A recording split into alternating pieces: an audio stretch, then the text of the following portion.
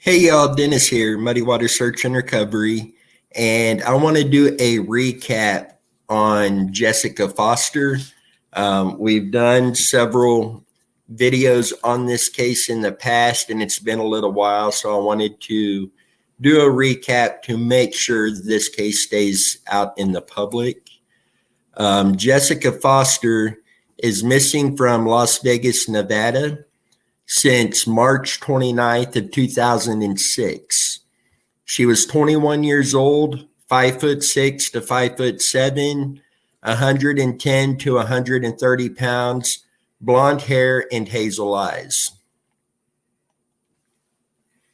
She distinguishing characteristics, scars, marks, tattoos. She is a Caucasian female. Jessica's right eyebrow and left nostril are pierced. Her left ear is pierced twice, and her right ear is pierced 3 times.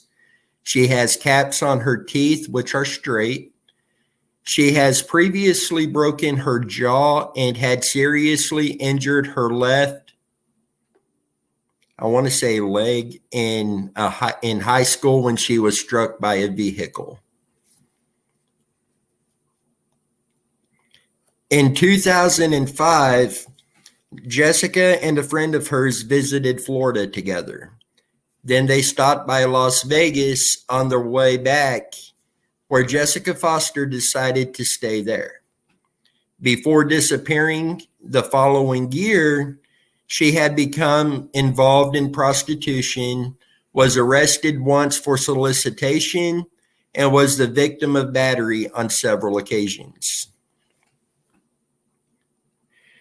She was one of 4 sex workers who disappeared in Las Vegas between 2003 and 2006. The bodies of the other 3 have been found. The Las Vegas Police Department launched an investigation of a person in question, bringing in a forensic scientist to spray luminol on surfaces at the crime scene to detect invisible blood stains, but they found nothing at his property, nor has he been interrogated on her disappearance. Her mother founded Mothers Against Trafficking in Humans following her daughter's disappearance. She hosted an internet radio show on Blog Talk Radio through Dreamcatchers for Abused Children. I can tell you her mom has been very, very active fighting and combating against human trafficking. And it's amazing everything she's gone through. She's found the strength to do that, and that's been incredible. The last time that she saw her daughter was Christmas of 2005. She believes that her daughter became an unwilling victim of human trafficking and that she thereby became a sexual slave.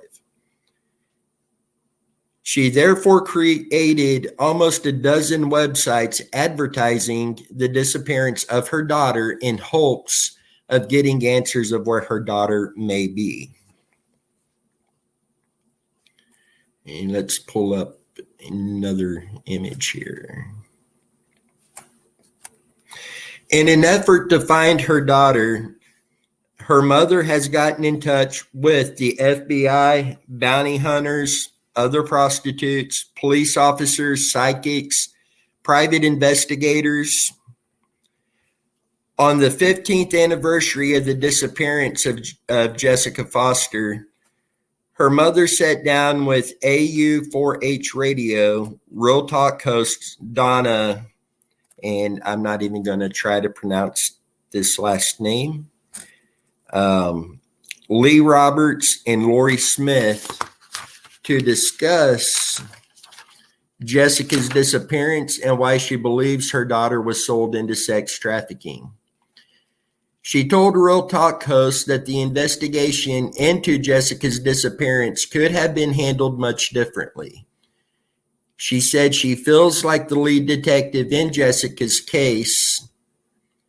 She believes that proper measures had been taken by the Northern Las Vegas Police Department following Jessica's disappearance, There may have been a different outcome, and her daughter may be home now.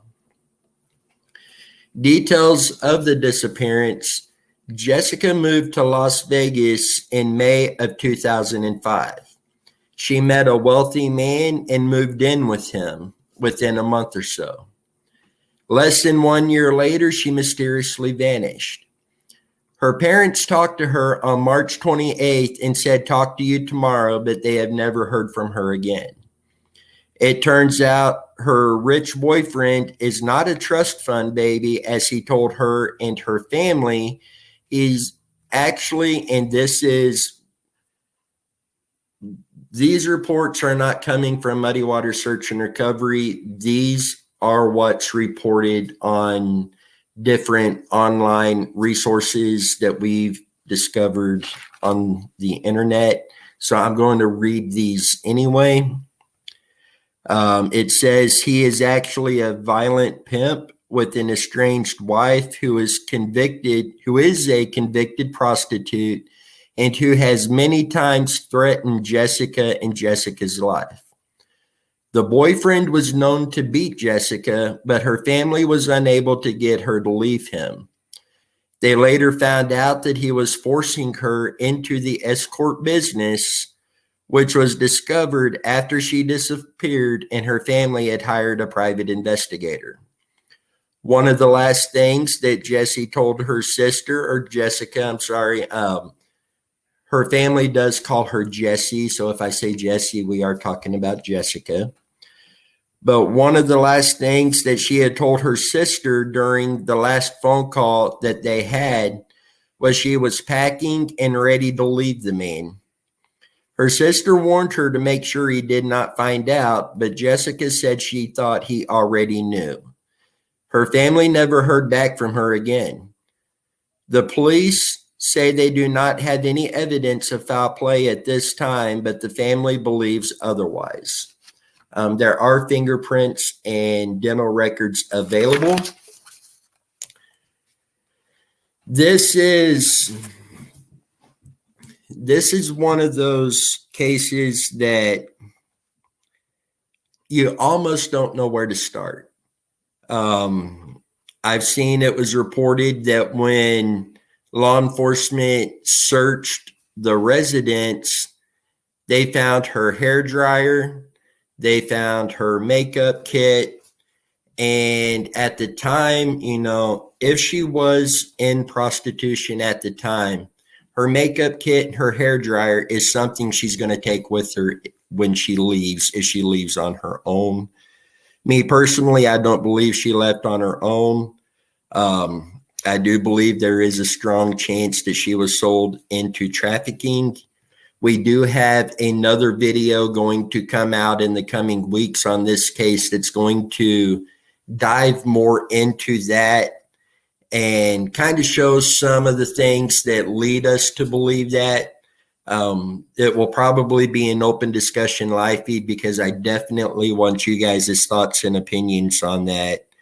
But overall, very sad case. Another young lady who's been missing for so long and no answers. So guys, if you have any information on this case, please get that sent over to us at the Muddy Water or MWSAR22@yahoo.com.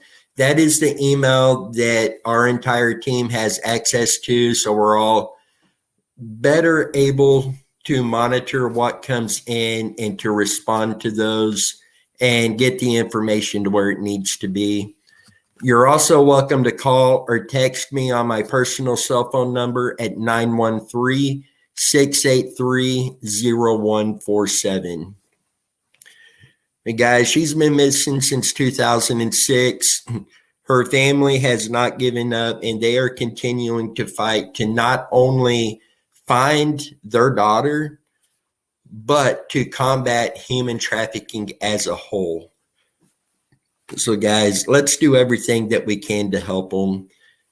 With that, until next time, you guys stay safe. Let's continue to do all we can to help bring Jessica